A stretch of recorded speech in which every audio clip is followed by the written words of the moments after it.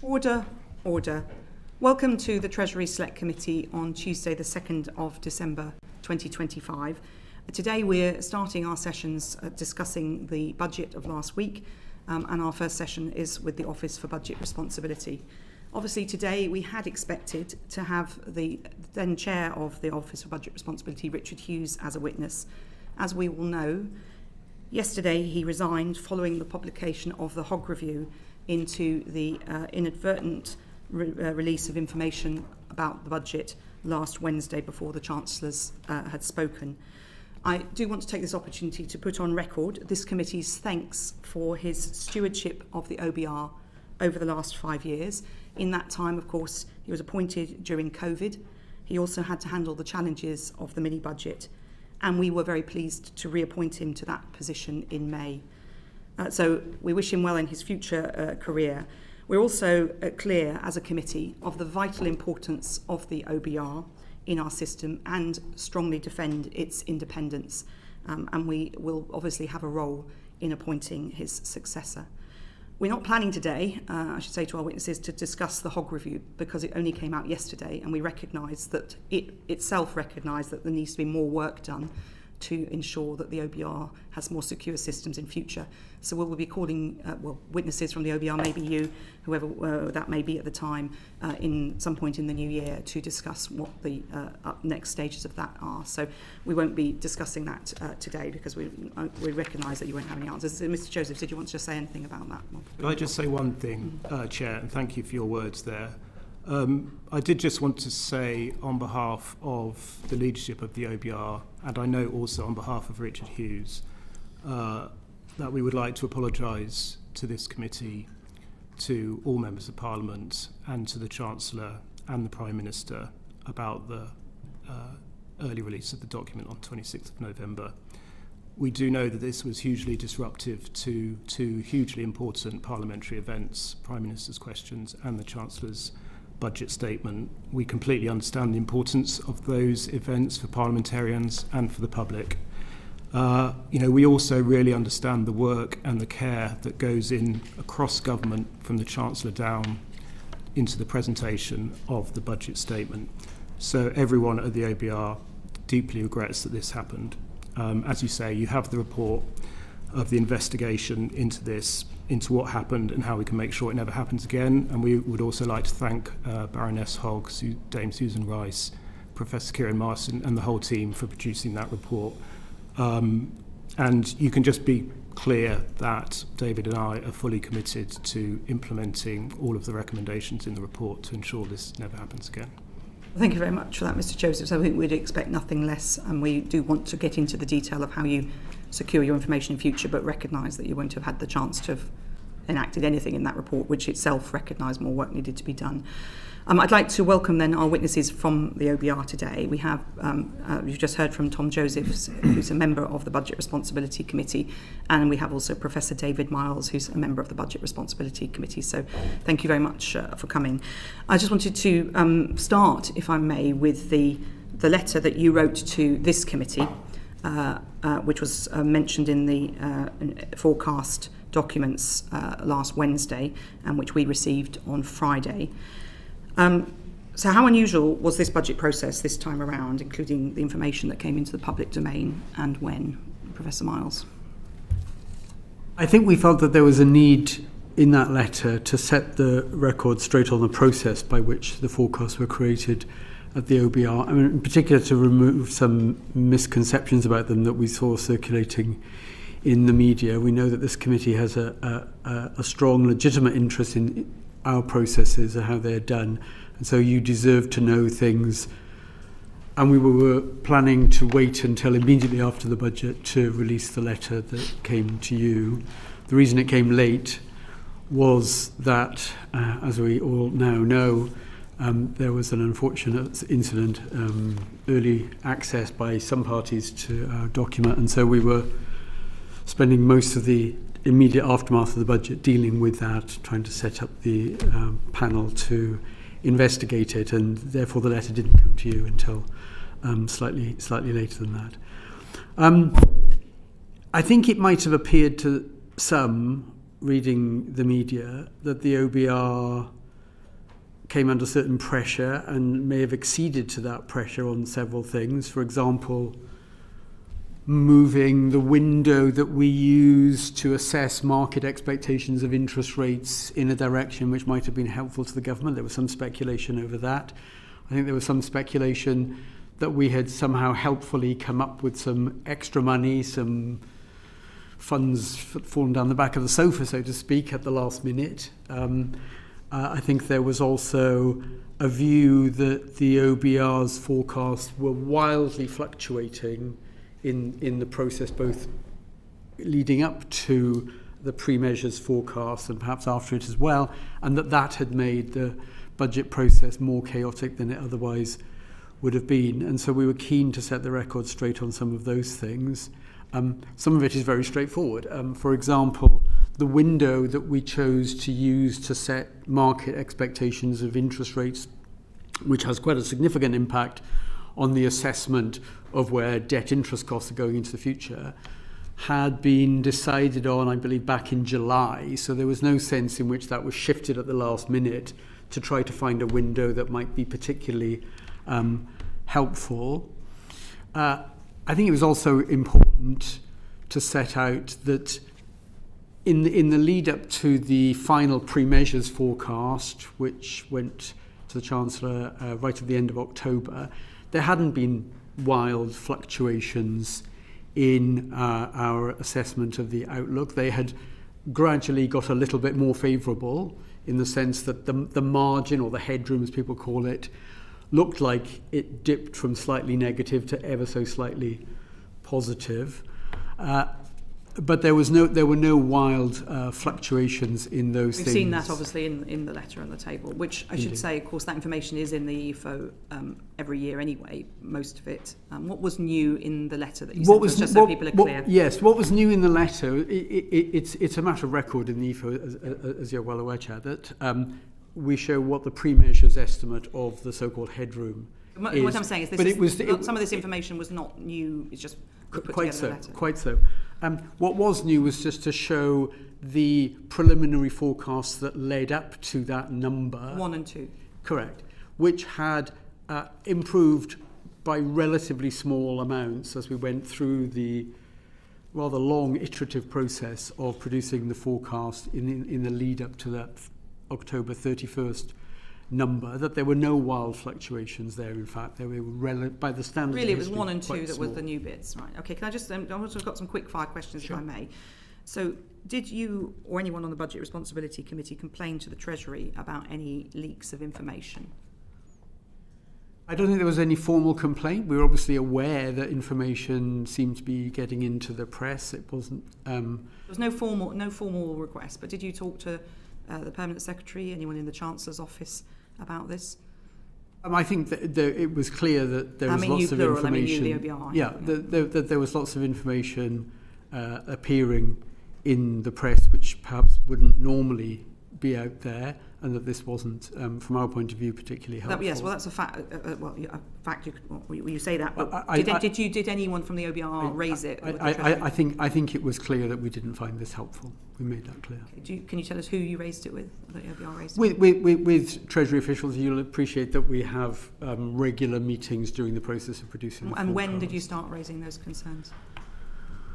I think certainly during the lead up to the pre-measures forecast, when there was speculation, some of these misconceptions, as I've described them, were appearing in the press, and we made it clear that they were not helpful, and that we weren't in a position, of course, to put them right. And what response did you get when you raised these concerns? I think there was a recognition that this wasn't terribly helpful as well. This is all very genteel. So you raised concerns generally with the Treasury? With Treasury officials, I should say. These meetings. So did you suspect then maybe where the leaks were coming from? It was very hard to say. I mean, are you aware that the Treasury officials tried to do anything to, put the word out to stop future leaks? I don't have any direct evidence of that. Okay. And when did you then decide to pull together the information and include the information about rounds 1 and 2 in a letter to the Treasury Select Committee? Because obviously this would have been published, or the EFA was published sometime before the budget, or finalised, the text would have been finalised. So you mean the letter that decide to write the letter? Yeah, yes. Yeah. I think from memory, we started producing a draft. Richard produced a draft. We looked at it and commented on it quite soon before the budget. Maybe, I mean, it could have been in the final week or two. Okay, so not long before the EFO was, because the hard copy would have been published presumably 3 or 4 days before the budget itself. Yeah, I mean, very close to the budget and itself. when did you ask? When did you talk to the Treasury about publishing the letter? Because it's very clear the letter that that this is agreed with the Treasury, that this letter. Yes, the letter was agreed with the Treasury, or the Treasury agreed that we should release the letter. Keen to do so in a way that didn't set a precedent, that this would now happen routinely, that we would show many different rounds of forecasts, that we would not do that in general, but it was in the context of misconceptions that were out there, which was unusual and we hope will not happen again. So who at the Treasury agreed with the OBR that this letter should be published? I mean, my impression was Richard obviously was dealing directly with people in the Treasury about that. I think it certainly went to senior officials in the Treasury. As far as the permanent secretary, or yeah, John Josephs is nodding. Yeah, I believe so. Yeah, Richard talked about it with the permanent secretary. Okay. And did any members of the Budget Responsibility Committee or the committee as a whole consider commenting or correcting any information in the public domain in the run-up to the budget? You sort of touched on that. You said you can't comment, but did you consider breaking that normal practice? No. For the record, the witnesses are shaking their heads. And did the OBR undertake any leak inquiry in your own organisation to ensure that any of the leaks about the budget had not come from within the OBR? We made it very clear to everybody in the OBR right from the outset, and repeated it throughout the whole process, that we do not leak information about the budget process. And I don't think there's any evidence at all that happened. Okay, so you're absolutely confident it didn't come from you. You've talked about the concerns about the public debate in the run-up to the budget in general. Are you particularly concerned? I mean, some of this is market sensitive. There are issues about, obviously, a lot of politics swirling around. What were your major concerns about the information going into the public domain? I think that there were, as I said earlier, described as misconceptions. One, that the OBR itself was a source of difficulty by our forecast gyrating enormously in short periods of time, which, I mean, had it happened, would have made it a much more difficult process than it was. It was always going to be a difficult budget. That would have made it more difficult. I think we were particularly keen to make it clear that the specific decision on the window for the interest rates was not under pressure to somehow pick a particular period that was advantageous when gilt yields might have been unusually low. And Dame Harriet. Yes, thank you very much for clarifying some of this. And it seems to me that the most damaging moment in this whole period was the evening of the... We're just going to come away from that Treasury Select Committee. Quite interesting testimony there from Professor David Miles from the Office of Budget Responsibility. I think in a rather reserved way, expressing certainly his frustration when it comes to leaks ahead of the budget, saying that he didn't find the leaks helpful, but that the OBR, given their position, were not an ability to put them right ahead of that, and that concerns were raised with Treasury officials. But it is pretty clear that the OBR were not terribly happy with some of the debates that were happening in the run-up to the budget. Many people have obviously described the leaks, the shambolic way that it was handled in the lead-up, as not great. And that seems to be somewhat reflected to a degree within the OBR. As I say, Professor David Miles said he did not find those leaks helpful, and that there were concerns that were raised with Treasury officials. We'll keep across that, of course, for you here on Sky News. We'll bring you any more news lines that emerge throughout the morning. I'm not sure where that came from. Now, we want to turn to Ukraine because the US Special Envoy Steve Witkoff is expected to meet with Russia's President Vladimir Putin in Moscow later today. It comes as the Kremlin claims that it's captured another city in the Donetsk region of the country. Meanwhile, Volodymyr Zelensky is in Dublin today, where he's due to meet with Irish leaders. Trump's team are expected to lobby for his latest push for peace based on that 28-point plan that was leaked 2 weeks ago. The plan included Moscow's main demands on territorial concessions, Ukraine's future in NATO, and restrictions on its army. There were also, of course, talks at the weekend in Florida between Ukrainian and US negotiators. Let's go live now to Moscow, bring in Ivor Bennett, who's there for us. Good morning to you, Ivor. And has this meeting begun? Obviously quite a crucial one. Yeah, that's right, Darren. A very crucial one for all sides involved, I think. It's the latest leg of America's shuttle diplomacy. Steve Witkoff is making what will be his 6th visit to Moscow since January, since Trump returned to office. And whenever he comes here, he's always given a warm welcome by Vladimir Putin. The footage released of previous visits by the Kremlin shows the two appear to get on very well. And this time Witkoff will be joined by Jared Kushner, Donald Trump's son-in-law, which to me I think reflects America's the added energy that they're injecting into this push for a peace deal. They're trying to close the deal now.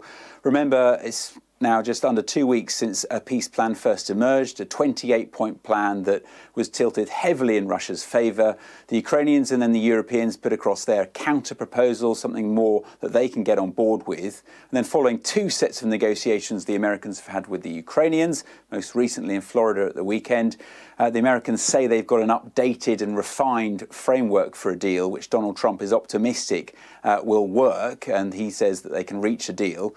But the question remains, I think, is Vladimir Putin going to agree to anything that is less than his maximalist demands? And the signs coming from Moscow over the past week or so is no. He always says he's up for, he can agree to peace, but then in the next line, in the next breath, tends to kind of list all the usual caveats and conditions, which suggests Russia is in still no mood to make any concessions.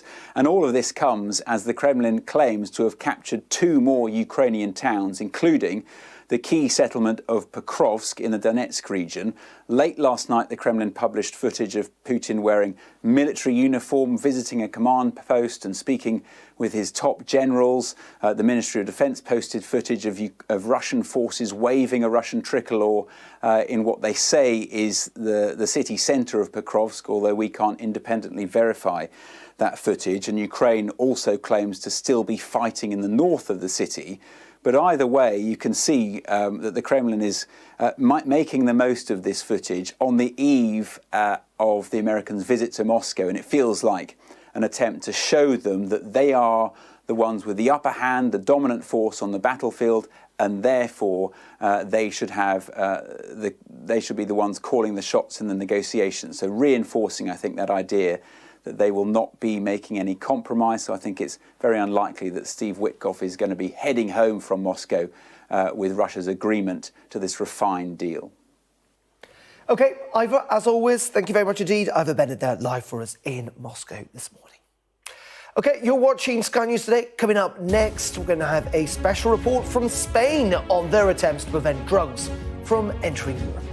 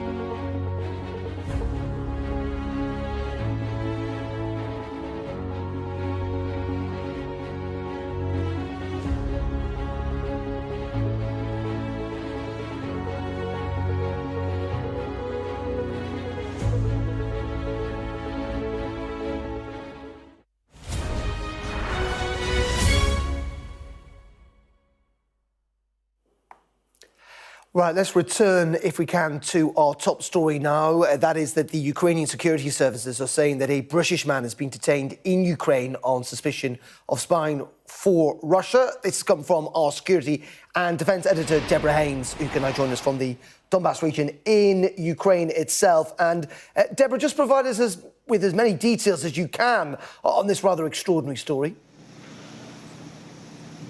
Yes, it's quite an incredible development. You've got the SBU, which is Ukraine's security service, saying that they detained this British man. They say that he was a former member of the British Armed Forces, and he had actually travelled to Ukraine early last year, ostensibly to get work as an instructor training the Ukrainian forces.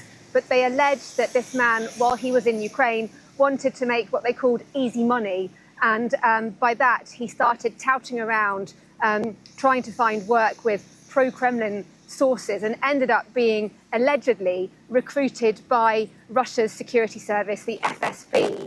And then they accused, so the SBU, the Ukrainians, in this joint investigation that was carried out, I understand, according to sources, with British intelligence, they say that this man was then passing on secret information to the Russians, and that includes the location of military training sites in southern Ukraine, and also details about other foreigners that had come to Ukraine to work legitimately as instructors to train the Ukrainian armed forces. Now, we understand that this man was detained in October, and the SBU actually made an announcement about this back then, but it wasn't really noticed until today, when Ukrainian media started reporting this man's name. Now, we have not reported his name yet, but we're obviously trying to find out a bit more about the details and the allegations. The Ukrainian security service say that he is still in detention.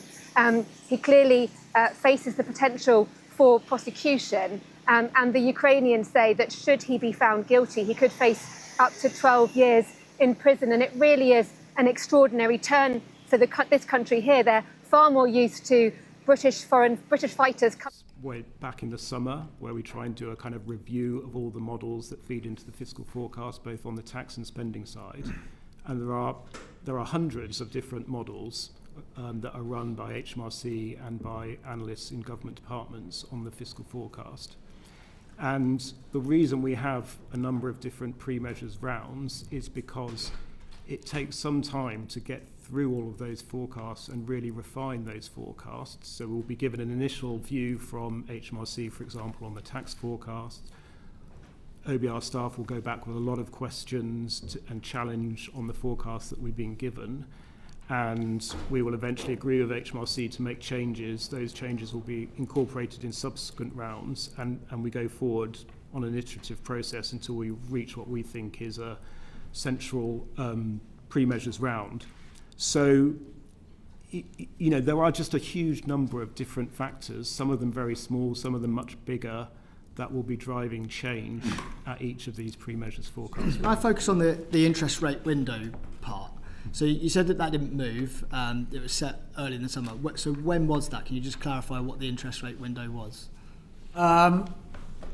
We decided it in July, set the windows, didn't change after that. I think I'm right in saying that they were the 10 days up to October the 10th for the economy assumptions about where gilt yields and market expectations of the Bank of England interest rates would move. And it was a couple of weeks later, I think the 21st of October window, the 10 days up to the 21st of October, for the fiscal forecast. And the reason why the fiscal numbers had a later window than the economy numbers was that the economy analysts in the OBR need longer to work through all the implications of interest rate movements. On the fiscal side, and Tom will correct me if I get this wrong, on the fiscal side, it's a little bit more straightforward calculation because you know what the stock of government debt is and where that's likely to be going. And it's just a question of, in a sense, applying a new set of expectations for gilt yields and the Bank of England rate to a stable stock of debt. and getting an estimate then of the purely fiscal effects. I can see someone's come in, but just explain the question. Obviously, this is known to the government, and the government's communications can actually affect somebody's markets, as we've seen, and as Dame Harriet Baldwin was alluding to. Do you fear that at any point during the cycle that the government communications could end up affecting the end OBR figures? Well, they'd have had to be very clever and work out, what kind of information to give on which particular days to try and manipulate the yields in a particular direction. And I'd be surprised if people thought that could be successfully done, even if they had a mind to try and do it. Mr. Josephs. Just wanted to add one thing, which is why we chose to take this later window for the fiscal forecast. And that was because we have agreed with the Treasury that we would close our pre-measures forecast earlier than has been the case in the past, to allow the Treasury more time to finalise their policy package. But because we were therefore closing the pre-measures forecast earlier, we had some concerns that would mean that the window we were taking for interest rates would be out of date, essentially. So that is why we decided this time to take that later window for the fiscal forecast for interest rates. As David said, we agreed that early in the process. We communicated it to the Treasury in September. So it could have gone either way, if you like. At this event, it turned out to be slightly favourable to the Treasury, but that was obviously not necessarily going to be the case. Final question, if I may. Professor Miles, you spoke about how the news story broke that there'd been some change to the OBR forecast, and it was around about the time that it was widely reported that the income tax rate proposal had been dropped. Is the real reasons for the letter that you as an institution felt like you were being used as a political tool in the discussion? I think it was more that there were misconceptions out there that were wrong and actually damaging to the OBR, that we had exceeded to pressure at certain points, for example, on the window, that we had helpfully found some money at the last minute, that our forecasts were all over the shop and were just making it chaotic for the government to make any decisions. I think it was more these things were both wrong and damaging to the OBR and to the process. Thank you very much. John Glenn MP. Professor Miles, do you think the scene setter that the Chancellor held in number 11 and the wide understanding that meant income tax was going up was a reasonable response to the final measures 4.2 billion that you'd handed over 4 or 5 days before? I think the 4.2 billion number, a positive number, so that the central guess as to where the margin would be 4 years down the road was by a tiny margin just the right side of zero, was actually not a number, at the risk of repeating myself, was not a number that we in the OBR in any way wanted to be interpreted as this is very, very good news, there is no hole to fill, as people were saying. Do you think it was sufficiently bad news to justify the way it was presented on the 4th of November? Well, I think it posed a significant fiscal challenge to a government that wanted to increase the headroom, and I think it was pretty clear. That wasn't the justification given on that occasion, was it? Well, I can't remember the Chancellor's words. I think she didn't talk about headroom, did she? Well, I think the message was more, but the Chancellor will speak for herself, of course. I thought the message was more, this is a very challenging fiscal position, and all I am saying is that a number that was plus 4 billion in the pre-measures forecast is not inconsistent with the statement, the sentiment that this is a very challenging fiscal position. Because in order to get from there, given that it was going to go from plus 4 to something like minus 3, definitely, because we already knew that we had to take into account the reversals that had happened on winter fuel payments and PIP. It was definitely going to go from plus 4 to minus 3, just holding everything else constant. But there's a difference, surely, I mean, I understand your characterisation of the bits that were missed out of the 4.2 billion. Yeah. But there's a big difference, surely, between saying we need to have some headroom to make up some extra headroom because 10 was too thin, and increasing taxes by 26 billion for many welfare measures.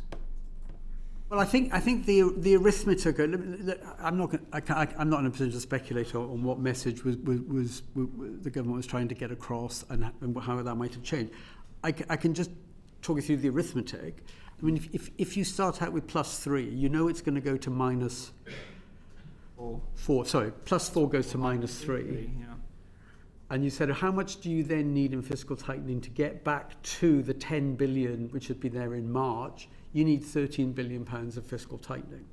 If you thought, and clearly it was our judgment in the OBR that this was a reasonable assessment, that 10 billion was itself actually a very small number given the uncertainty, and you thought you were trying to get to 20 rather than 10, instead of needing 13 billion pounds of fiscal tightening, you would need 23 billion pounds of fiscal tightening. That's quite a challenge, and therefore the message that it was difficult was not inconsistent with the +4 number. I'm saying no more than that. Right. Okay. So can I just go back to the letter? When did the OBR decide they were going to signify in the EFO they were going to write a letter?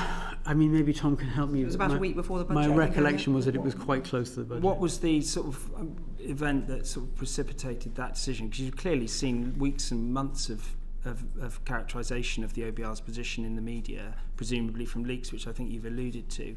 What was it that actually finally made that happen, and something that hadn't happened before? Well, I think it was this. I mean, we were reading stories in the press. Everybody could see them about OBRs come up with some favours to the government. It was under pressure. It acceded to them. It moved the windows. And a different range of stories, the OBRs all over the place. The OBR is the source of the difficulties in finalising the budget. I mean, all of that just kept carrying on. And as I say, sorry, at the risk of repeating myself, the letter really was to try and remove misconceptions about the OBR being either the patsy that was doing what the government wanted, or that through its own fickle behaviour, changing from one day to the next, depending on whether it was sunny or cloudy, that was making it virtually impossible. That wasn't the case for the government. No, it wasn't the case. And indeed, the letter, I think, showed that in the run-up to pre-measures, that wasn't the case. My last question, if I may, is due to the very unfortunate, with huge implications, the leak pre-budget last week, we see that Richard Hughes is not here today. But the truth is, that letter was about something completely separate to that event, which is about essentially the level of trust between the Treasury officials and the OBR in the preparation of a budget for our country.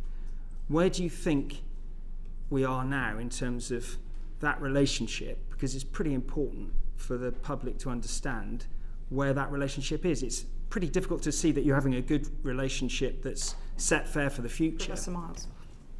Well, I wouldn't say we were at war with the Treasury. I mean, we have a very close relationship with the Treasury. In fact, we rely not just on the Treasury, but other departments in government for analysis of many sorts of measures, the DWP, HMRC, as well as the Treasury. And there are lots of very good, from my point of view, economic analysts in the Treasury, and we rely heavily upon them. I agree with that. I hope we can run a process in the future, and we'll do everything we can that it's somewhat smoother than the process we've just been through there. Thank you. Just before we move to Mr. Grady, how did the Treasury react? Mr. Joseph wants to sorry, on that point. Sorry, Mr. Joseph. Well, I was just going to add on this point that it is the nature of our role as essentially a watchdog to have a kind of, you might call, creative tension with the Treasury. We are not doing our job if we are not having disagreements with the Treasury on analysis, if we're taking different judgments from the Treasury, and which in many cases they will disagree with. And so that is always part of the process. I think we have over time built up a way of doing that.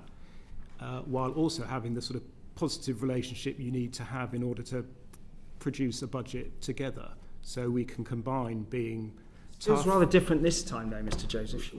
I think we combine being tough in the messages we give and not pulling our punches with being able to work with the Treasury constructively. And, we will be very much looking to do that in the future. Can I just ask, just find on the letter before I pass to Mr. John Grady, how did the Treasury act when they heard you were sending the letter? So you talked to them about it, and it's clear in the letter that you had discussed it with them. So, yeah, we discussed it with them, and as it says in the letter, they did agree that it should be sent. Were they cock a hoop about that? Or? Well, you'll have to ask them about that. I think. Okay. They agreed to send it. Did you have to do any sort of deal that you didn't go out publicly during the process, or would you have even considered going out publicly during the process? I mean, absolutely not. No okay. Deals. Thank you. That's just for clarity. Thank you, John Grady MP. Professor Miles, you've explained that the leaks and endless speculation about this budget, which seems to have been a lot greater than any budget I remember, is not helpful, and you've focused, I think, in particular on confidence in the process and confidence in the OBR, with different views being cast on the OBR. But there's a real world out there of businesses and consumers who also have to deal with this endless speculation. What quickly, because we need to move on from leaks, quickly, this endless speculation, leaks, all the rest of it, is that damaging to the economy and damaging to businesses and consumers as an economist? Well, I think uncertainty generally is not helpful for most economic decisions. People will postpone decisions. They may decide to hold off on investments, and removing uncertainty on the whole is a good thing. Of course, it was inevitable, given the date of the budget was where it was, that uncertainty would last for some months in the lead up to that. That was almost inevitable. But it may well have been exacerbated by leaks which, some days seem to be suggesting one thing and the next day something different. And I don't think that kind of helped. So damage growth, all other things being equal, even in a small sense? Yeah, I mean, I think it's a bit hard to quantify, because even in the absence of any story speculating about this measure and that measure, I think it was pretty clear that the budget was going to be a difficult one, and that because of what had happened in the economy and because the headroom had been very small before, it was quite likely that there would need to be tax increases. So it wasn't as if there was an absence of bad news in some sense coming down the road, but I think it was exacerbated in its effect on uncertainty by stories about, well, it could be that measure, it could be this measure. I don't think that helped. Thank you. Thank you. Bobby Dean MP. Thank you. So in the previous budgetary process in the spring, we obviously had the late adjustment to welfare policy scoring, and it seems to have prompted a change this time round with the movement towards one assessment of the performance against fiscal rules with two forecasts. Can you explain to me what the impact of this decision will be? Perhaps you. So this is the Chancellor's announcement that at the spring forecast there will not be an official assessment against the fiscal rules, and that is designed to support the Chancellor's aim of just having a single fiscal event. So we will change some of the presentation in our report to reflect that. We will continue to very transparently produce a full economic and fiscal forecast over 5 years, which will include forecasts for all of the fiscal aggregates, and that will include those aggregates that the government currently targets in its fiscal rules. But we will not produce a formal assessment, if you like, a sort of yes or no as to whether the government is achieving its fiscal rules, and will therefore make some changes in the presentation of the current chapter in the report, which is basically focused on that question of whether the government... Will you come to that figure internally but not publish it? Well, so we will publish, as I say, all of the information on the public finances, including forecasts for... My question is, will you determine the figure but just not put it in the EFO this time? Well, the number for the current balance will be in the EFO, the number for public sector net financial liabilities. So the two measures will both be in the book, but there will not be a formal assessment of whether or not the government is meeting this targets. But the numbers will be there. So ordinarily, as you know, the Treasury Committee has the OBR and we have economists in before we have the Chancellor in. Will the economists be able to tell us the answer? Yeah. Yes. Yes. So in reality, you're not making a formal assessment, but we're still going to have that assessment. The speculation will remain the same. The reaction to that figure will probably remain the same. Well, the numbers will be there. I think what we will try and do in the report is provide some more context, because we'll have a bit more space and time to be able to do that, to explain some of the kind of uncertainties around those numbers and some of the risks ahead of the autumn budget, which is when the formal assessment of the rules will take place. I think the idea here, which is actually a sort of model that is followed in many countries actually, is that the spring forecast would be more of a kind of preliminary view, set the grounds for the government to think about its policy settings ahead of the autumn budget when they make their final policy decisions and the formal assessment against the rules is made. So I think we would aim to use the spring forecast document to try and provide more of that context, risks, uncertainties ahead of the autumn. So I understand the sentiment. I know that the IMF kind of made recommendations to this effect and they want to sort of de-emphasise the concept of headroom in public debate. But I guess the reality is, if they're seen to be off track and there is no repair made in that spring statement, the market's going to react accordingly, aren't they? Well, as I say, the numbers will be there, and it will be for the government. The government has said it will not respond, I think, unless there are exceptional circumstances, I think is the language they've used. But as I say, I mean, this is not an unusual way to run a fiscal calendar and a fiscal process. It is very similar to the approach that is used in many countries around the world, where you have a sort of single main fiscal event where policy is changed and a preliminary forecast ahead of that. Yeah, just to say, to quote back Richard Hughes, former OBR chair, what he told the Treasury Select Committee in July, he said that moving to a single annual forecast would make us one of the least fiscally transparent countries in Europe. So do you think the fact that there's still two forecasts but the lack of formal thing means that statement doesn't hold true now? Yeah, Richard was talking there about a proposal to just have one forecast a year, which would be a big reduction in transparency, and I mean that would be very different from nearly every other country around the world, which has two full forecasts every year. But that, I mean, that is not the proposal that the Chancellor has made. Just a final thing from the IMF report, they said in July 2025 that one of the strategies that you could take is to have proactive communication to manage market expectations, continuing to telegraph and explain policy changes. Do you think that the government listened to that particular element this time round, and that was the reason behind a lot of the information getting to the newspapers early? I mean, you'd have to ask the government about their communication strategy. That's not for me. Definitely swerve, Mr. Joseph. Dame Harriet. But further to that exact question, given the revealed preference that we've seen during this budget process of the Treasury wishing to spin various different aspects of the economic and fiscal information they're getting from the Office for Budget Responsibility, does this change to one forecast not make the markets much more vulnerable to being manipulated with spin from the Treasury in the meantime? I mean, I don't really see why that would be the case. I mean, this is not, as I say, the government's communication strategy is not a matter for us. We are just focused on producing the reports that we're required to produce under the legislation, and we will obviously abide by the change that the government is making. Thank you. Yuan Yang MP. Thank you very much, Sharon. Thank you for coming before us this morning. Mr. Josephs, I wanted to go back to a point that you've both touched on very briefly in terms of the fluctuations between rounds of forecasts. Yep.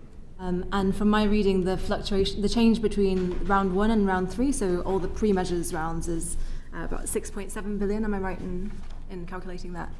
Between the first and the third round? That's right. Do you have a sense of whether that's large or small compared to previous round 1 to round 3 fluctuations? I think these are generally rather small changes compared to some of the fluctuations you see between forecast rounds. partly because we have been trying to actually introduce more stability into the forecast through a couple of routes. One is that on the economy side, we do our supply stock takes in the summer and take the big judgment on productivity, which we took this time early, so we've taken that right at the start of the process. On the fiscal side, we've also initiated, or further developed, I should say, a process of engaging with HMRC and the other forecasters in the summer to agree any big modelling changes at that point, so we try and get that into the first round so that subsequent rounds are more stable, because we do very much understand that for the government trying to develop policy in an environment where the numbers are moving does make it difficult. I mean, sometimes it's unavoidable because there will be new data that come out either on the economy side or on the fiscal side that means it just, the numbers are going to change substantially and there's nothing you can do about that. So in this case, the 6.7 billion fluctuation from round 1 to round 3 is actually smaller than what it might have been in the past when your forecasts were more unstable. I'd be very curious, perhaps in a letter, if you could set out the volatility from previous rounds that we've not had the ability to see, kind of following from Mr. Dean's comments on having this historical data, if that's... We can discuss that. And can I clarify a figure from the EFO itself? You write about a 21 billion average absolute pre-measures forecast revision to borrowing. Is that 21 billion the amount of difference between different 6-month forecasts? Am I reading that That's correctly? right, yeah. Right, so from one forecast to the next, yeah. So between one 6-month forecast to the next, the average absolute revision pre-measures is 21 billion pounds. So that's quite a large part of historical and current. Yeah, and I mean that does just reflect the uncertainty around any fiscal forecast, and obviously over the last 15 years that the OBR has been in existence, there have been some big shocks to the economy that have changed the fiscal outlook. There have been some big changes to policy that have changed the fiscal outlook, so it reflects that, yeah. So that, I mean, to go back to your points earlier about trying to address the misconceptions out there that forecasts vary wildly between rounds, I would say, is it not correct to say that between different rounds week to week there might not be that huge variance, but certainly between 6-month forecasts there is a large variance in terms of the context of the fiscal headroom. Yeah. Okay. Now, just turning to the macro picture, on to productivity and to Professor Miles, we've spoken to you at previous appearances in this panel about your optimism on growth relative to other forecasters. Of course, the IMF, the Bank of England and others downgraded the UK's productivity in previous years, in the last 2 years. And there's been a lot of discussion about your decision to get downgrade now versus previously. So could you reflect a bit on that decision now? In hindsight, it's very easy to say in hindsight, but in hindsight, do you still back your judgment that it was right to downgrade now and not earlier? Professor Miles. I do, but I would say that, wouldn't I? I think what we're trying to do, well, I know what we're trying to do, is to form an assessment of the underlying trend rate of growth of productivity. And underlying trend rate of growth of productivity is not something you can just look at the measured productivity as the ONS produces it and say, it's doing that, therefore the trend is this. And the reason is, I mean, as well as problems that have been particularly acute in recent years with measuring labour input, but setting that to one side, there are periods when there are major shocks to an economy, and COVID and the energy price shocks after the Russian invasion of Ukraine were 2 examples, COVID in particular, which generate huge fluctuations in measured productivity, sometimes huge reductions and then a bounce back, which actually tell you nothing about the trend rate of growth of productivity. So I think to try and reach a judgment, let's say a year ago, 2 years ago, when we were still quite close to the after effects, first of COVID and then of the energy price increase, would I think have been very difficult, because you'd be trying through a sort of fog of noise in the actual measured productivity, trying to infer something about the trend path that it might follow in the future.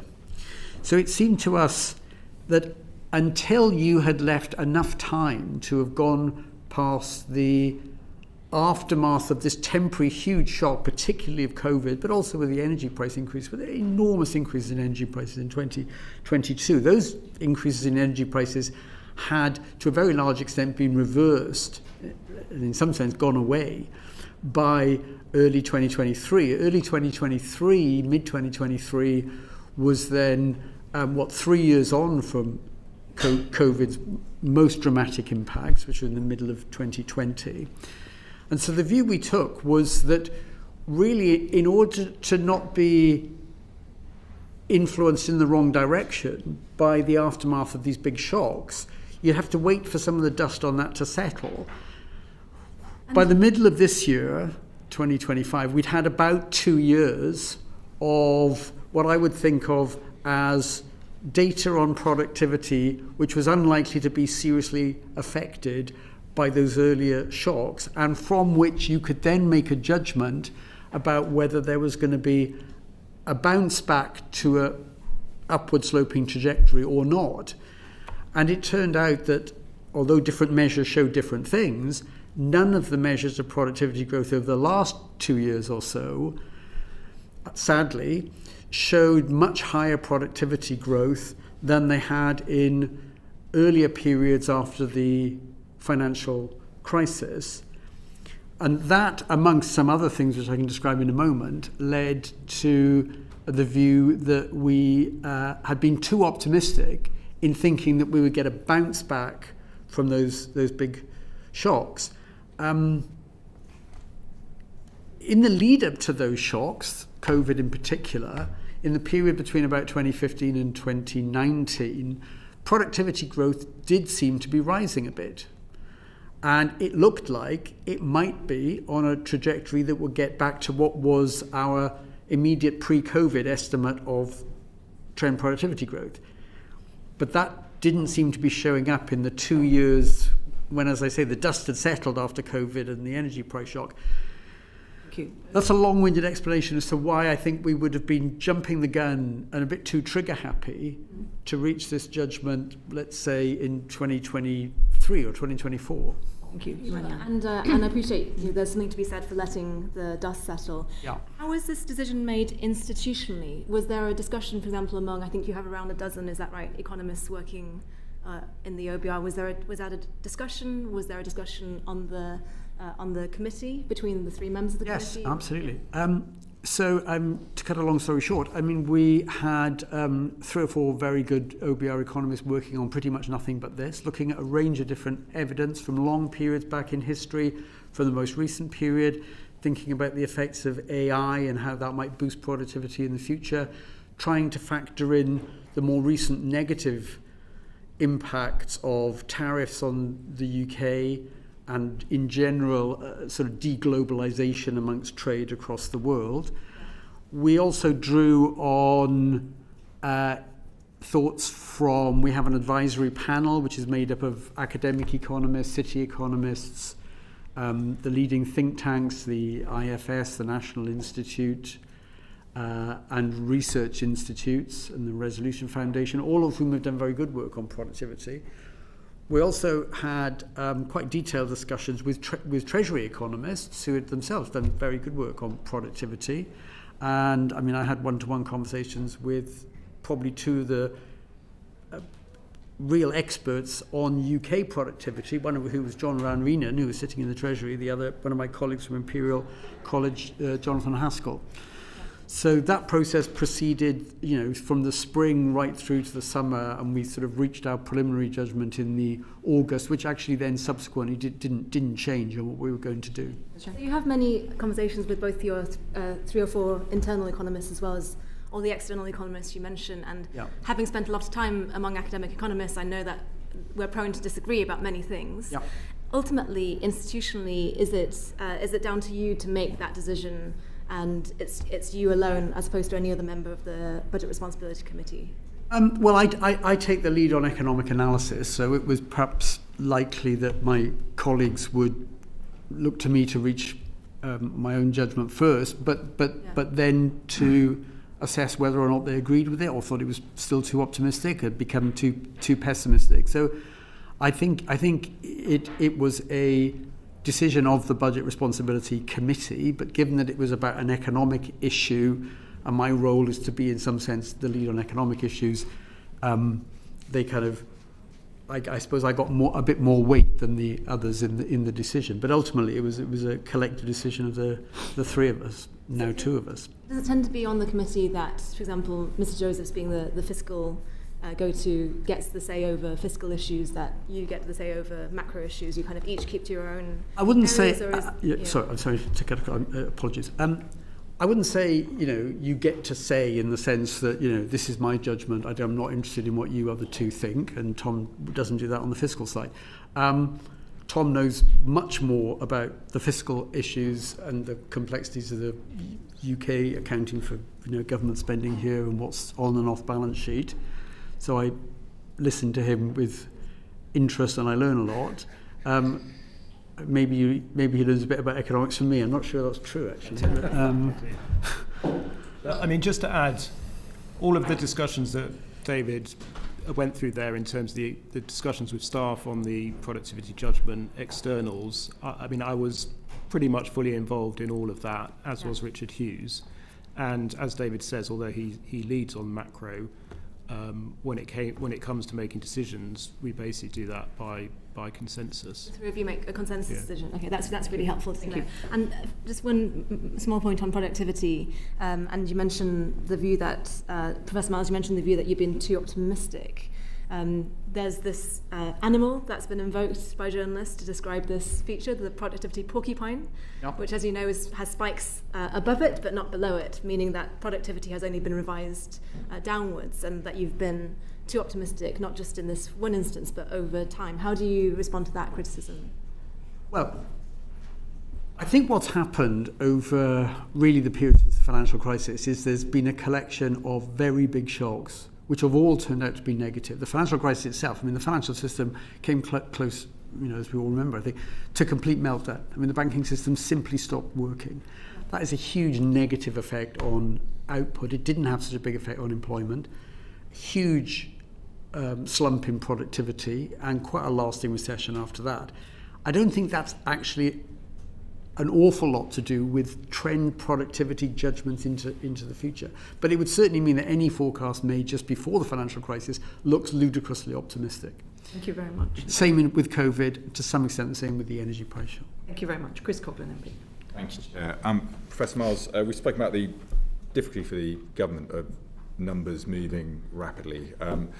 But for me, a major concern for me is that I was looking at your dynamic policy scoring document from 2023, that if I understand it correctly, the OBR doesn't score any fiscal multipliers from year 5 onwards. They assume government policy has no impact. I was looking at your productivity scoring analysis, and in your own paper you say that on the literature review that a 10% increase in UK R&D, some authors find a long-term effect on productivity of a 1.9% increase, which is enormous given the budget had a 16 billion downgrade from 0.3 reduction in productivity. So how can it be a responsible way for economic policy making if we're not allowing the government to take into account pro-growth measures? Well, I think we do. For example, back at the time of the March fiscal event, where the government had some clear new policies for us to consider on planning and house building. We did factor those in. We got a projection of significantly stronger house building, and particularly in parts of the countries where there's a very clear housing shortage and houses are very expensive. And we factored that in, and it did affect our judgment about productive potential in the economy at the horizon. And we also said that it would become larger the further ahead you look than the 5 years over which the government's targets are assessed. So, I don't think it's quite right to say that we don't pay any attention to measures that the government thinks is pro-growth. Sometimes they fall beneath our what you might call threshold for is the effect of these things likely on our central forecast to be large enough 5 years down the road that it could confidently be considered significant. That threshold is 0.1% of GDP 5 years down the road. That's quite a small amount. It's about £3.5 billion in a £3.5 trillion economy, so that the threshold doesn't exclude things that could have a moderate but significant effect. Quite often we may form a judgment that something that's unambiguously good news, I would say the India trade deal falls into this category. Because it has quite a long time horizon before it builds up to its full effect, hasn't quite got there at the threshold. We don't so-called score it, but we can make it clear that we think this is something that has a meaningful effect, and it will become very likely above the threshold, just not within the 5-year horizon. So am I interpreting this document then wrongly then when you say that there's... Can you just refer which document you're talking about? So the dynamic scoring of policy measures and OBR forecast from 9th November 2023 that assumes a fiscal multiplier of 0 for public investment. Okay, sorry, the multiplier is a slightly different judgment, if I may say. Apologies if we've been talking slightly at cross purposes. The multiplier judgment is in a sense an old style Keynesian thing. It's the government spends more on whatever. It doesn't matter. It doesn't have to be pro-growth measures. It just, cuts taxes, gives people more money. That's a boost to demand in the short run. And our judgment is that boost to demand nearly always has a positive effect on output in the short run. It may have no impact on what we call the underlying potential productiveness of the economy. So what it does is it boosts demand, but it doesn't really have much effect on how much could be produced in the UK. And it may well take demand above what you might call equilibrium output and be sort of slightly marginally inflationary. Our assumption is that those effects can play out over 2 or 3 years, but ultimately the Bank of England's role in a sense is to control inflation, which generally means bringing back demand in the economy in line with productive potential.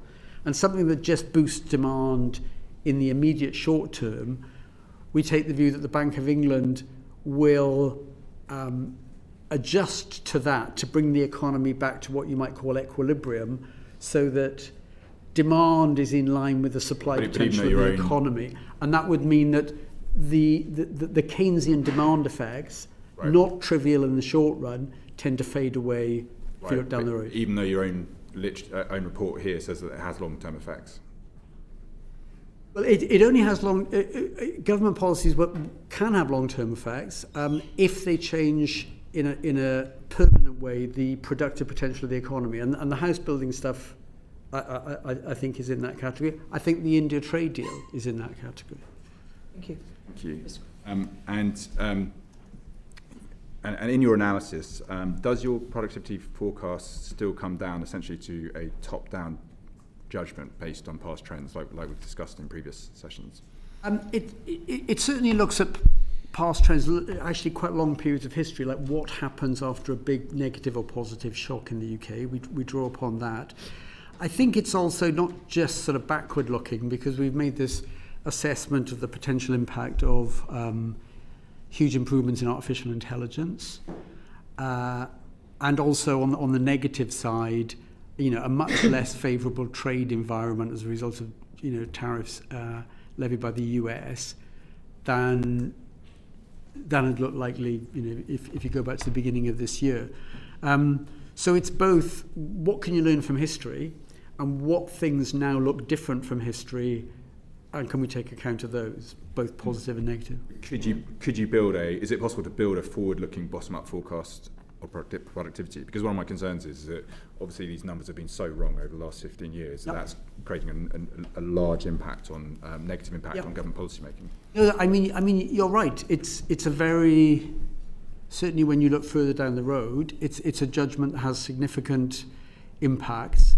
I think it's also a judgment that you simply have to make, because you can't be agnostic about it and say we have no view on productivity. I mean, you need a number at least for the most plausible outcome about which there are huge risks. And one of the reasons why we've done some scenarios in the report we put out would be to answer the question, well, what would happen if productivity actually stayed much less than our forecast for the long run at about the average since the financial crisis? And the answer is that would be bad for GDP and it would make the fiscal situation much worse. Or we've downgraded our productivity forecast at exactly the wrong time, and we're about to see a period of the next 10, 20 years when productivity growth goes back to what it was in the 50 years up to the financial crisis, in which case things will be dramatically better than we think. And you announced a new approach to scoring supply-side effect policies. In plain language, is it now more difficult for the government to get pro-growth impact policy included in the forecast, or easier to avoid anti-growth impacts? I think we've set this threshold. I think we've set it at quite a low level. It was the 0.1% of GDP. It's, does it move the dial by about 3.5 billion, either plus or minus 5 years down the road? That's quite a low threshold. So it doesn't rule out us taking a view on all kinds of potential measures. Can I just add on that? Mr. Joseph, it's symmetric. So I think going to your question, it would apply to both policies that are positive for growth and policies that are negative for growth. And I mean, the reason that we have done this is that we had been looking at lots of policies which essentially were very, very small and really had very marginal impacts in both directions on growth at the end of our forecast. And we found ourselves making, essentially very small and uncertain adjustments to what is already a very uncertain view of productivity in 5 years' time. And therefore, we thought it made sense to be more transparent and more clear about what we mean by significance, which is why we introduced that threshold. thank you very much. Bobby Dean, MP. Thank you, Chair. The panel's already explained how the pre-measures forecast of 4 billion being the surplus isn't necessarily positive news for the country, but it could have been much worse if it wasn't for the growth in labour income. So could you explain to us what that was driven by, and how much of a surprise would that have actually been when you got to that stage? I'll talk about just very quickly the economics and then how it feeds into the fiscal projections. It just looked like wage settlements this year, as we progressed through the year, had been turning out higher than we thought. It looks like wage settlements have still been running not far off 5%, even though the labour market has been weakening a bit and vacancies have come down, and indeed very recently unemployment has edged up a bit. So it was a surprise that wage settlements seem to be hanging in at that level, and it looks like, looking at expectations of companies as to what settlements will be next year, that they'll also be a bit higher than we thought back in March. So that was the wage element of it. On the inflation front, a little bit the same story, that the inflation numbers through the course of this year have been coming in a bit stronger. So we've increased our assessment of inflation for next year by about 0.5%. We've increased our forecast about hourly earnings by a bit more than that. Both of those things, particularly in an environment where you've got ongoing threshold freezes on income tax, just bringing in a lot of money. Well, just to add on that, it is the case at the moment that, it's particularly the case at the moment that the receipts forecast is particularly sensitive to changes in inflation and nominal earnings because of the personal tax threshold freezes, which just means that for a given increase in inflation and earnings, you get a bigger boost to the receipts forecast than is the case if those thresholds were rising in line with CPI. There were also some other changes within the receipts forecast around the composition of growth, which is skewed more to consumption rather than to investment, which is also fiscally favourable because essentially consumption is taxed at a much higher effective tax rate than investment. In fact, investment has a negative effective tax rate because of capital allowances. And there are a few other factors within the receipts forecast that pushed it up, but alongside the change to earnings and inflation. My follow-up question is, clearly this was positive news from the Chancellor's perspective of trying to meet her fiscal rules, but some have reported this as positive news for the economy overall. There was good news in there. To what extent are these factors good news? And particularly because I'm thinking about the fiscal drag element, how it's going to reduce people's disposable income, might have an impact on consumption. Inflation, obviously, we're actually trying to drive downwards at the moment, not least because of the impact on interest rates and other things. So though this might have helped the Chancellor meet her fiscal rules on this occasion, is this actually good news for the economy overall?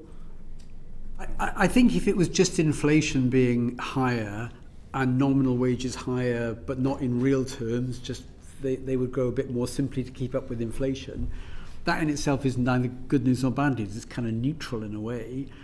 Of course, what it does is with the frozen thresholds, it actually effectively increases the tax rate on incomes because people will get pushed into higher bands. So if that's all that happened, it's really a way of just extracting more tax and not increasing the wealth of the country. Just one thing to add also is we're just talking about the receipts side. So higher inflation and earnings does also mean higher welfare costs through benefit uprating. It does also mean more pressure on departmental spending budgets, which are fixed in nominal terms by the Treasury at spending reviews, and therefore higher inflation means less real spending power. That doesn't have a fiscal effect, if you like, unless the government adjusts those nominal totals, but it does have an effect on real spending power in the public sector. We could see the real effect of this perhaps in future fiscal events. Thank you very much for now, Mr. Dean. Luke Murphy, MP. Thank you, Chair. My constituents will welcome the action on cost of living in the budget, from the rail freezes to the cuts to energy bills, but could you set out what the trajectory for real household disposable incomes is over the Parliament, how that change is compared to your forecast in March, and what the main reason for that change is? Unfortunately, it's a bit less optimistic, and it's lower growth in real. If you take real household disposable income per person, seems to me the best measure, because it adjusts for population, it's in real terms, and it adjusts for taxes being taken off people. So if you wanted a sort of single number, real household disposable income per person seems a good one to me. It's a bit stronger this year than we thought. That's largely on the back of wage settlements being a bit stronger. But what happens further down the road really is that the judgment we've made on productivity to reduce it by about 0.3% every year, or in terms of the growth rate, it's very difficult for that to not show up in lower growth of real household disposable income. And so looking beyond this year, the growth in real household disposable income is around about 0.3 of 1%. Now, in the longer term history of the UK, certainly over the last 100 years, that's a very low number. But I think it's almost inevitable when, first of all, there's a significant fiscal tightening, and secondly, a judgment that we made, a difficult judgment, that the rate of growth of real productive potential in the economy is a bit lower. Just on the measure, the RHDI, is it the most accurate measure of living standard? I ask because it includes imputed rents, it's gross of housing costs. Yeah, wouldn't a measure net of housing costs? Yeah, be more I mean accurate? the imputed rents thing can seem a bit weird. That why would you? I think just anyone watching just would want to explain what imputed rents are. Yes, sorry, I'm sorry. We all know, but imputed rents is the valuation placed on the services that people get from owning their own home and, in a sense, not having to pay rent. In one sense, that is a real source of income, that if people just decided, you'd pay rent to your neighbour and they'd pay rent to you, that would show up as rent, and that would be income, and it would show up in GDP. So just because people own their house doesn't mean that the services they get are any different. So the idea, which I think has some merit to it economically, is that you count the so-called imputed income that people get from the rental services of a house, and the only reason they don't pay rent on it is they actually own it themselves. Including housing costs? Why would you include housing costs in it? Isn't a measure that doesn't exclude? No, I don't think housing costs would. Yeah, I'm not quite sure that there's an obvious offset there. I mean, the real income from imputed income is a real thing. So, for example, if interest rates went up and people had to pay more on their mortgage, I mean, in some sense, that's a transfer If you think about a bank or a building society that's getting deposits from UK households, interest rates go up. It's kind of a transfer from those who've got a mortgage to those who've got savings in the bank. That's distributional, but it doesn't affect the average level of real income in the country. So I think that's more a distributional thing. But I think your question is more subtle than that. But I need to think about it. Maybe we could follow up. Okay, maybe we could. Can I just quickly turn to migration data, because the latest data is much lower than you forecast. Yeah. And I just wondered what the fiscal implications of that are. Professor Miles. I think it depends very much, and I don't know quite what the composition is of the people coming to the country more recently. It depends very much on who's coming. Are they people who come predominantly, they're going to work, they'll earn average incomes in the UK, maybe higher than average incomes in the UK, they'll become taxpayers very quickly.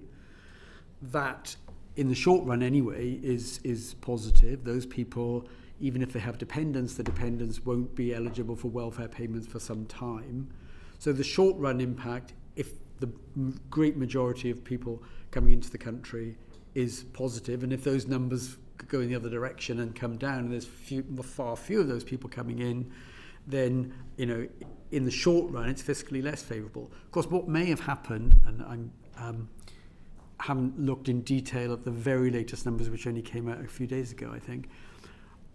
It depends very much on the composition. So you could have a reduction in the number, but an increase in the proportion of people who are directly going to be working, and far fewer dependents, and maybe far fewer students who are not going to be generating any taxable income. So it depends on two things very much, I think, not just the absolute number of net migration. It's what kind of people are coming, what proportion of them are working, generating tax, what proportion of them are not. It also depends in the longer run about how long they stay, because after a certain period they will generally become eligible for welfare payments, and if they stay long enough, they'll ultimately be paid pensions. Do you have all the necessary data in order to make that assessment based on? I think we do on the very latest numbers, which, if I'm right, came out just within the last few days. The 204,000 number, which I think was much lower. I mean, I should say on the back of it that our forecasts have consistently been for a very sharp drop in net migration during the course of this year. We've come, and our forecasts were that you would dip below the Office for National Statistics estimate they made a little while ago about what the likely longer-term number of net migrants entering the country is. So we already thought we'd dip sharply beneath that. It's happened a bit more quickly than we thought. We thought it would happen during the course of next year, I think, and it's already happened in the numbers. Harriet. On this point, one of the characteristics of that recent data was the number of people leaving the country. Yes. And I wondered whether there is any data on what the tax take would be for the people who are leaving versus the tax revenues from the people who are coming in, and whether you're able to make any assessment of that at this point. I mean, you're right. That's very important for thinking about the net fiscal impact. I have not seen yet, maybe Tom has, I have not seen yet a breakdown of the very large number of people leaving to know, how many of them were taxpayers, what were their average incomes. You need to know. Was it something that you've asked for, Mr. Josephs? So we haven't, I don't think we have seen that data, so we would that is something we would have to look at for our next forecast. So it is possible you're looking at for your next forecast. Yeah. Thank you. John Grady, MP. Thank you very much, Dame Meg. So I welcome the much higher headroom, but commentators point out that it's based on quite significant backloading. So savings of 24 billion in the final 2 years. Much of the tax is forecast to arrive almost 3 quarters after April 2029. We've also got the transfer of SEND provisions from local government to central government. That's 6 billion or so. And defence spending is planned to increase, and there's a real question about, the level of threat versus defence spending. So against all of that, perhaps start with Mr. Josephs to give Professor Miles a rest. How confident are you that the target of a balanced budget on current account will be achieved in 29-30?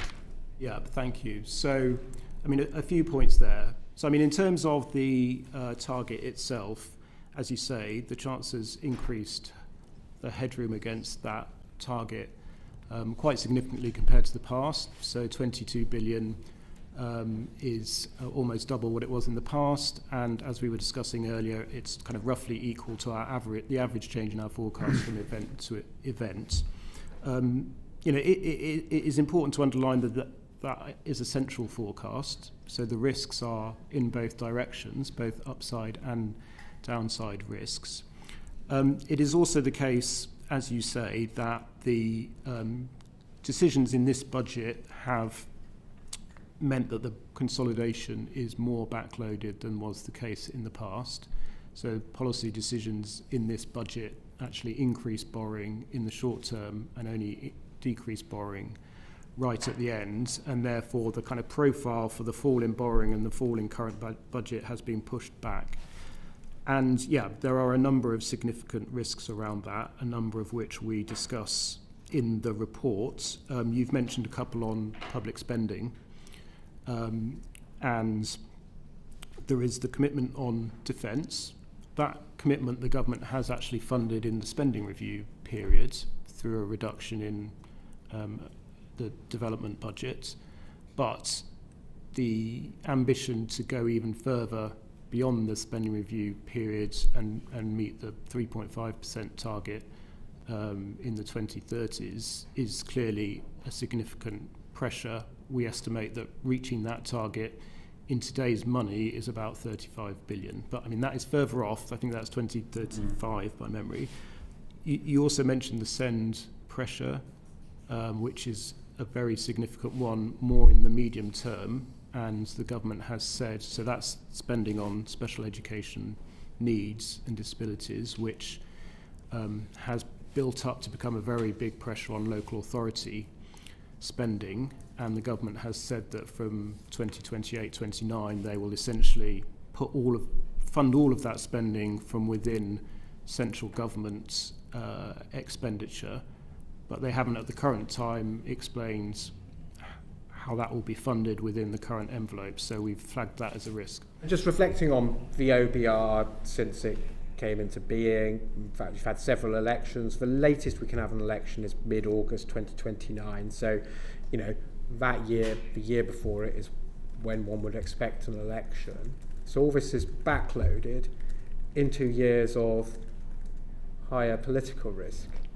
So against that background, coming back to my original question, perhaps for Professor Miles this time, given we've got an election, in your experience, do governments cut expenditure and raise taxes in election years? I'm sure they don't want to. But then again, sometimes governments do things that are unpopular, and it turns out to be, quite popular that people like their realism about what they've done. Are you confident? I mean, are you confident, Professor Miles? How confident are you that these backloaded events will take place and will hit this headroom and this balanced current account? Well, I think it depends on how determined the government is to stick to the plans to try and you're both doing very well at not target. Giving me much by way of confidence. Maybe it's a question we can ask. So I can come back to someone else. But just maybe last question. We're talking, and we've been talking since the OBR came into being, about forecasts of meeting a current account surplus, paying down the national debt. Yep. And this is a serious issue because of the amount we pay on debt interest. Absolutely. And resilience if we have future shocks, etc. Yes. So it's not just an academic topic. Certainly not. But we never actually seem to repay any debt. It seems to get bigger all the time. So we talk about forecasts. Are we reaching a point where we need to move beyond forecasts and actually we just need to start seeing actual repayments and debts rather than forecasting the future? I mean, you're right that for many years now, the trajectory of government debt has been up and up and up. Yeah. And one thing you know for sure is that debt relative to GDP simply can't carry on doing that. I mean, ultimately, it will become unsustainable. And in our report that we sort of put out in the summer every year, which takes a much longer horizon, we show some pictures which in some sense are very frightening, because they say that on current policies, on current tax policies and spending, if they just continue into the future, the stock of debt relative to GDP will rise inexorably and get to a level that clearly is unsustainable within a few decades down the road. So at some point, there needs to be a really sustained effort, not just to have the stock of debt rise and rise and rise and rise and rise and then just turn down ever so slightly 5 years down the road, but something much more significant than that. Otherwise, the thing will become unaffordable, unsustainable. Can I just add one thing on that? I mean, a related point is the path of borrowing, which you were asking about earlier. And it is the case that essentially since the pandemic was over, borrowing in the UK has been basically stuck at around 5% of GDP. And successive governments have had plans similar to the ones you'll see in the report today, to have borrowing falling over the medium term. And that has not happened. Borrowing has remained about 5% of GDP, with the implications for debt that David's talking about. I mean, that's been a combination of kind of shocks or bad news on the economy coming along, but also changes in government plans.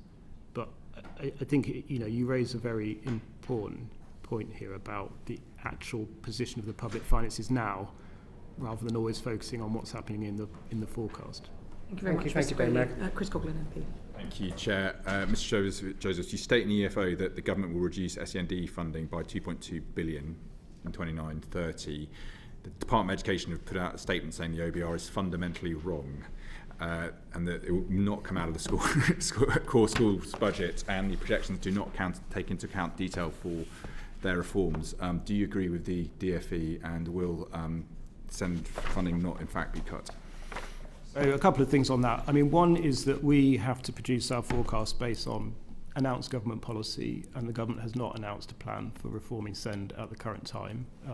Their intention is to do that, I understand, in the new year, but there were no details that would have allowed us to score anything in this report. What they have announced is that this very, very large pressure, £6 billion we estimate, will be moved from the local authority sector into central government sector.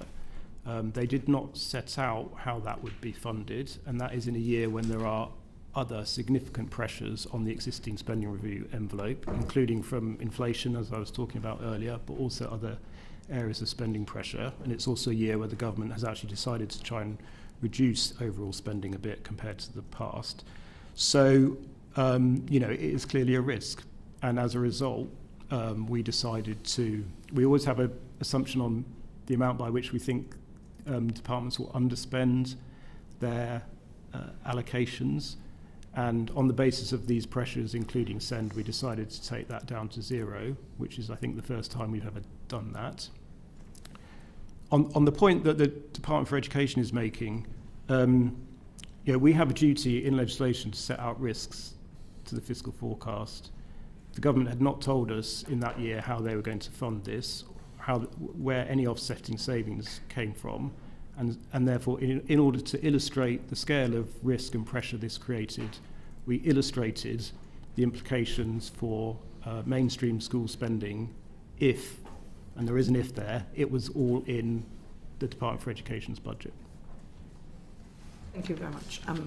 But you scored it on the schools, the schools budgets as well. Did you? Well, we don't produce a bottom-up department by department forecast. We didn't make a bottom-up assumption on that because the government just told us it would be absorbed within overall government spending. It didn't tell us how it would fund it.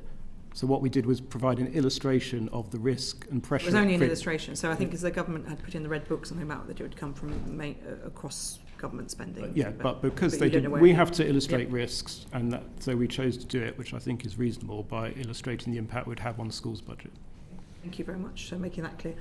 John MP. Could I ask you about efficiencies in government? It seems to me that the budget highlighted an additional 4.9 billion of efficiencies, building on what we had in the spending review, which was, I think, 14 billion of efficiencies. Can you tell us about your sort of confidence level in achievement of those? It's easy to project as say an extra 2% in NHS productivity, for example, but how credible are they based on what is actually attained? It seems often people assert that to make up the numbers, but then it doesn't happen. Yeah, so I mean, we have not built into our projections of public spending a sort of assumption in our numbers on the difference that those efficiency targets will make. Essentially, as you know, we take the government's overall plans that it sets at spending reviews for departments. What we do, as I've been explaining, is make an assessment of the risk that we think there is within those envelopes, and we, on the basis of that, adjust these underspend assumptions that I'm talking about, but we also try and illustrate in the book where there are risks and pressures beyond that. And I think, you know, it's certainly the case that there are a number of new pressures that have come in to departmental spending since the spending review allocations were made, and that is why, as I said, we've reduced these underspend assumptions, not just in that final year that I was talking about, but actually across the whole of the spending review period. And you know, that it does mean that if the government wants to achieve those plans, these efficiency plans will need to play a really important part in that. I say we've not made a sort of detailed assessment of those efficiency plans ourselves. But if you're talking about a 16% increase in back office, reduction in back office costs in the civil service by 4 years' time, that's quite an ambitious number to aim for. I mean, it is the case, obviously, that in the past, governments have been able to reduce departmental spending, most notably in the 2010s, and at that time, a big part of that was efficiency savings. So, yeah, there is evidence that it can be done, but it's certainly always challenging. Thank you. Yes, thank you. I think I have many stories about challenging that could be. I wanted to move on now to Bobby Dean, MP. Thank you, Chair. One of the risks of the fiscal forecast that you've highlighted in the report is about the potential for a correction in the global stock market. We're hearing news this morning that UK pension funds are starting to dump US equities. There's a general sort of fear that we might have an AI bubble. I just wondered if you could talk us through those risks, and in particular how it might impact the government's fiscal mandate. Those risks certainly exist, and I think we did two different scenarios, one in which there's a really substantial adjustment. I think it was 35% fall in equity prices. That's right across the world, so it includes UK stocks. The other was, if you will, a shock that emanates from somewhere else, but there's a sort of smaller knock-on effect in the UK. That was sort of motivated by the idea. So, and in that one, 35% in the rest of the world, but only 15% in the UK. And that was because on a lot of different measures, UK stocks just look less overvalued than they do in a lot of other countries, particularly the US. And the scale of that is very, very marked at the moment. So the US, one measure of valuation is what are the price of stocks relative to the earnings of companies, the so-called PE ratio. That's not far off twice as high in the US as it is in the UK. So it seems sensible to say, well, there could be an adjustment in the world. It's probably going to be bigger in the most overvalued markets. The UK is definitely not in the overvalued markets in the world, but you couldn't plausibly think that a very big sell-off in the global markets wouldn't have any impact on the UK. So we do both of those. We don't try and identify what it is that causes this. Obviously, the thing that you highlight is very much in the minds of many people, that some sort of tech stocks, IT stocks, call them what you will, look like they're very stretched in terms of valuations, and people are getting nervous about that. So it could be that, but we're not specific.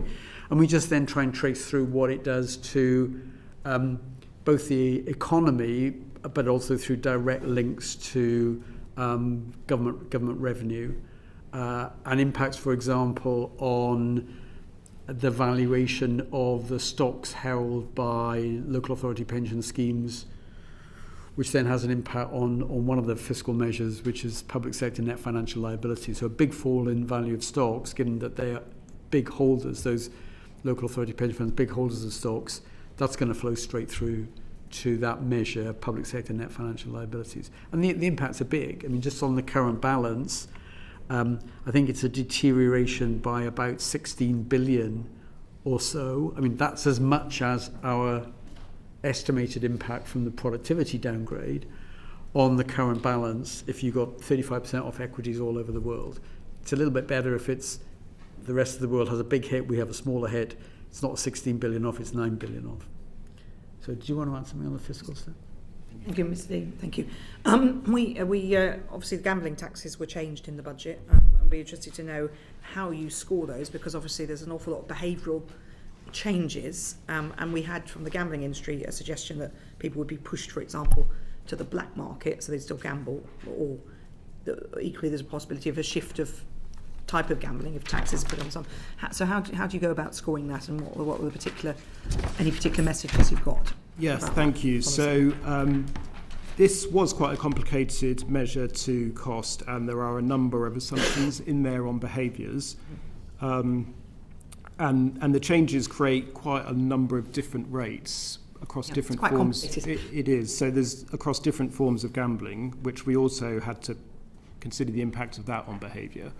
I mean, essentially the main behaviours that we assumed, and this was based on studies that HMRC has done in the past, but also updated looking at international examples of where gambling tax has changed recently, of which there are quite a few examples, is, I mean, I guess the big one is that operators will pass on a lot of the cost of the tax increase to their customers, and that would lead to a reduction in demand, which reduces the yield from the measure by a reasonable amount.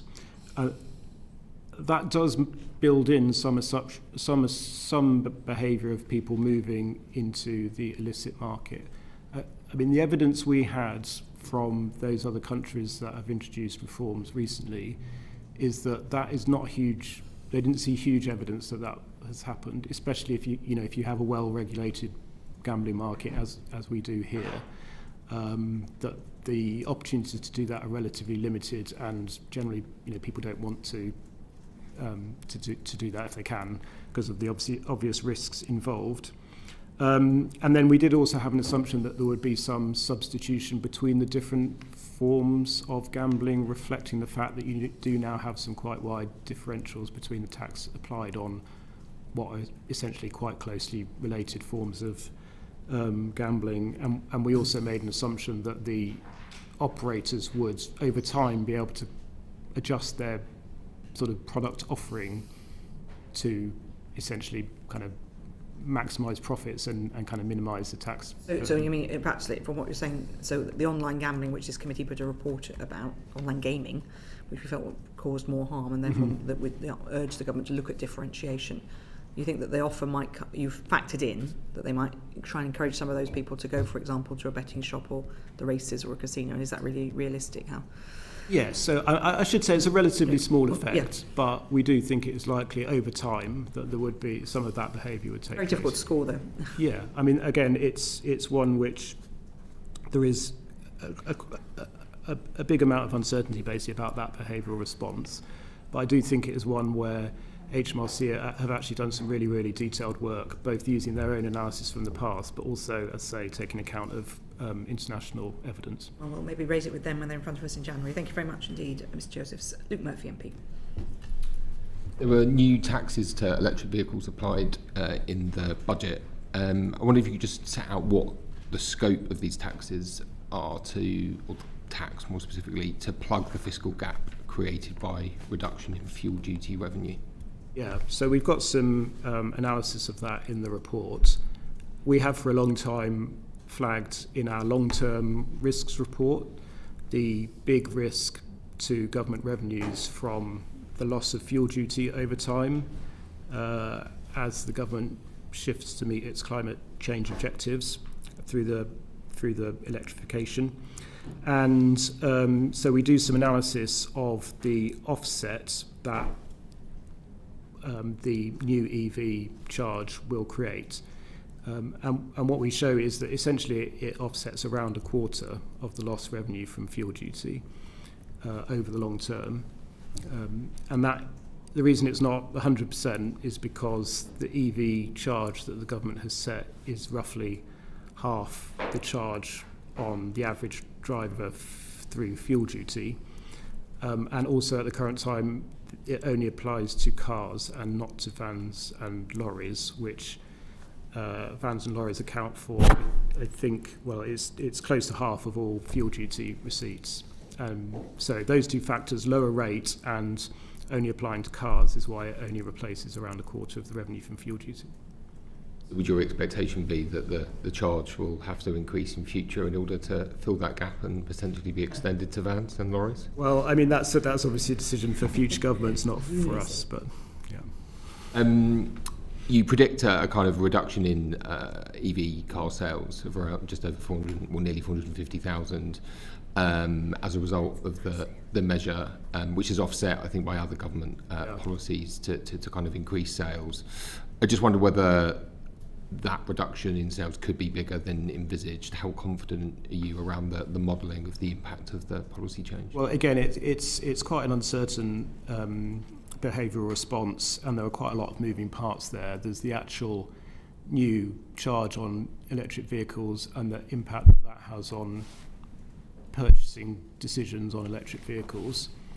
There are also, as you say, offsetting policies that the government's introduced to try and incentivise purchases, so through grants and through some other changes to taxation that will reduce costs. And then there is also the interaction with the electric vehicle mandate, which, as you know, mandates manufacturers have to sell a rising proportion of their vehicles as electric vehicles.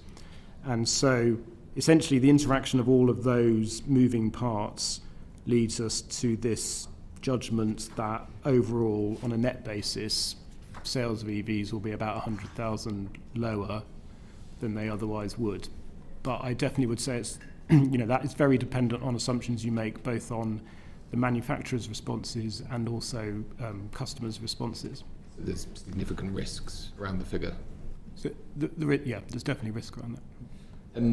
On fuel duty, the budget states that from April 2027 the government will uprate fuel duty by RPI. But as we know, fuel duty rates have been frozen for 15 years. How much headroom would the government lose if it did not go ahead with that fuel duty uprating by RPI? Yeah, so I think this is now the 16th consecutive time that those rates have not changed. The cumulative cost of that since 2010 we estimate is about 120 billion. 120 billion cumulative cost since 2010.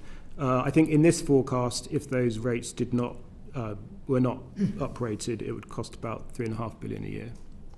And say fuel duty weren't uprated, does that have a potential impact on demand of EVs, and do you model that?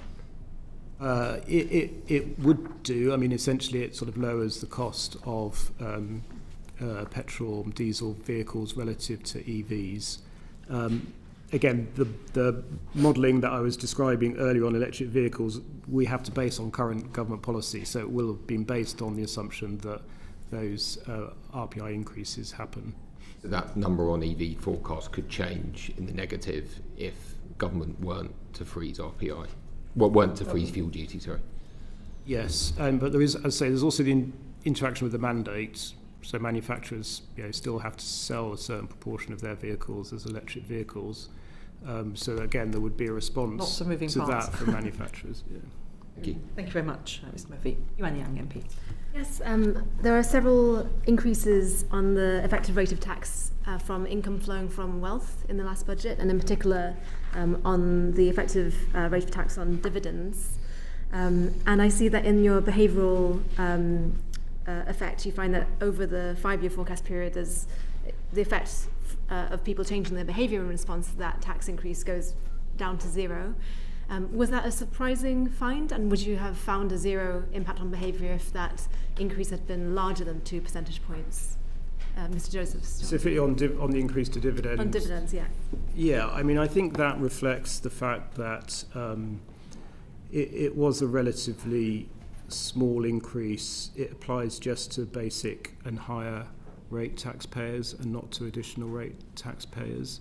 and I think it is the case that actually quite a lot of the dividend taxes will be paid by additional rate taxpayers. So yeah, essentially that's why there was not a huge money. Well, thank you very much indeed. Harriet Baldwin. Thank you very much, Chair, and I'm going to try and elicit some yes/no answers out of you, because you've obviously covered a lot of ground so far, and I think there are a few last topics where I'd just like to get a yes/no from you. First of all, the Chancellor has told us repeatedly about the importance of growth. In aggregate, did the measures announced in this week's budget improve growth in the UK? That's a yes/no answer, please. No, but can I just say why? Yes. No, in the sense that we didn't judge that the positive effects outweigh the negative effects.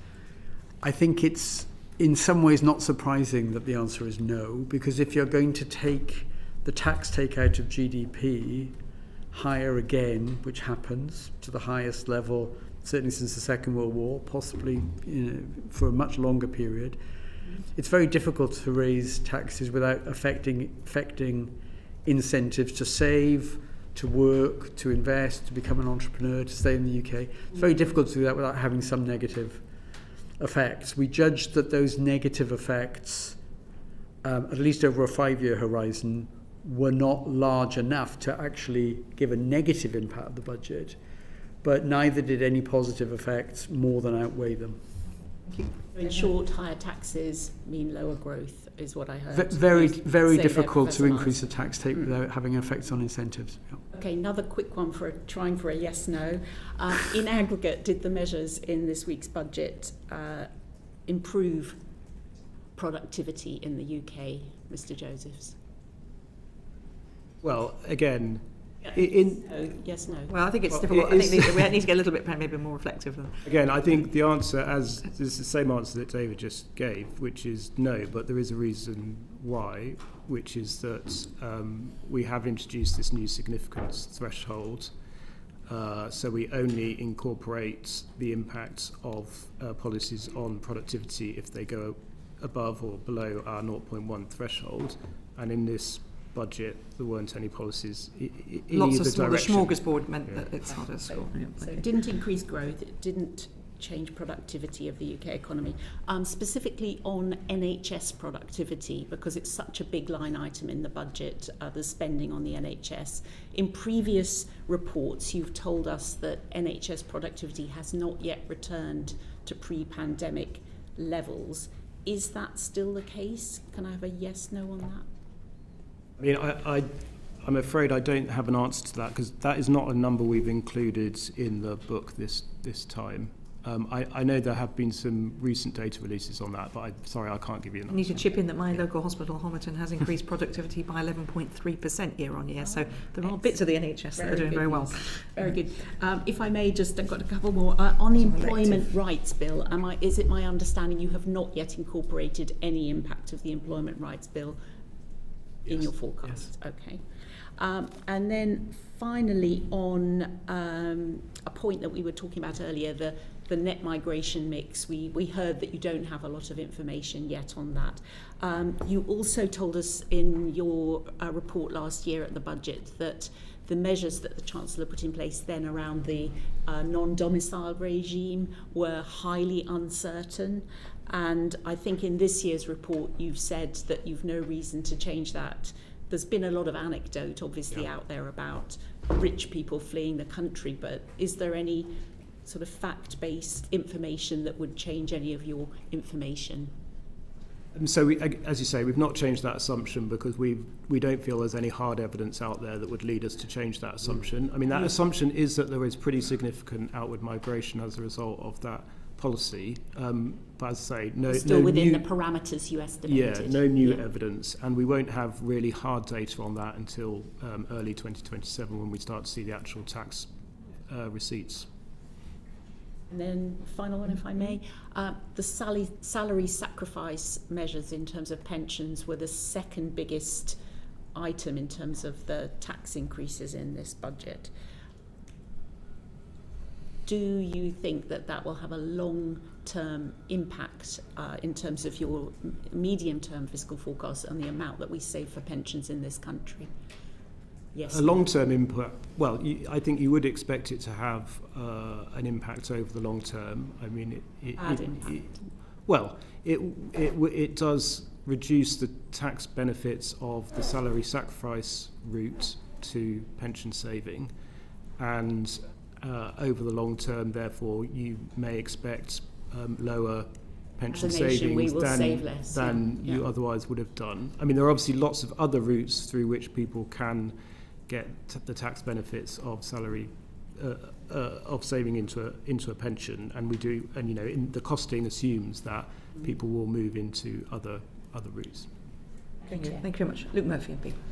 Thank you, Chair. I just had a question about the significance threshold on policies. I just wondered, do you only ever assess what the government puts in front of you, or do you have a kind of a basket of measures, as it were, or a range of different types of policy that you publish that you could show makes the biggest difference in terms of growth enhancing measures? How does that process work? We only consider policies that the government has announced as final policy decisions, and I mean that's something that's set by our legislation. We're not permitted to look at alternative policies. I would say one point here is that I think one of the issues we have faced when undertaking these sort of exercises of incorporating the impact of government policy is how can we be assured that we are being given a sort of full picture of the various changes in government policy that might have an impact on growth. And I think in particular that is an issue for us when it comes to departmental spending policy and regulatory policy. On tax and welfare rate changes, essentially fiscal events bring everything together, so we can be very confident we're looking at all tax and benefit rate changes. When it comes to departmental spending, for example, we might be told by the government that a department is introducing a new spending policy that's going to have a positive impact on growth. It is very difficult for us to look through everything else that department is doing and judge whether other things that department might be doing might be having a offsetting effect on growth. So that's one of the reasons we've introduced this significance threshold, and we've also been clearer on another one of our thresholds, which is we call additionality, which is essentially saying, can we be sure that this new policy is having an impact on growth which is clearly over and above previous government efforts and is not being offset by other policy changes. I appreciate you only assess the policies the government puts in front of you, but I guess to ask the question slightly differently, do you have a typology of policy measures that shows how you assess different types of policies with it in-house? And yes. Is that something that you is that something that you publish? We do, and we've published the published report, which basically shows how we approach different types of policy. Yeah. Thank you very much, John Glenn, MP. Can I just ask you on the employment rights bill? I mean, it was in ping pong immediately before the budget, but I suppose the U-turn on Wednesday on first day rights would vindicate your position on that. Yeah. So back in March, we said that this policy was the final picture on that policy was very uncertain because it had to go through a legislative process. There were a lot of amendments in play, and also quite a lot of the important details would only come in secondary legislation.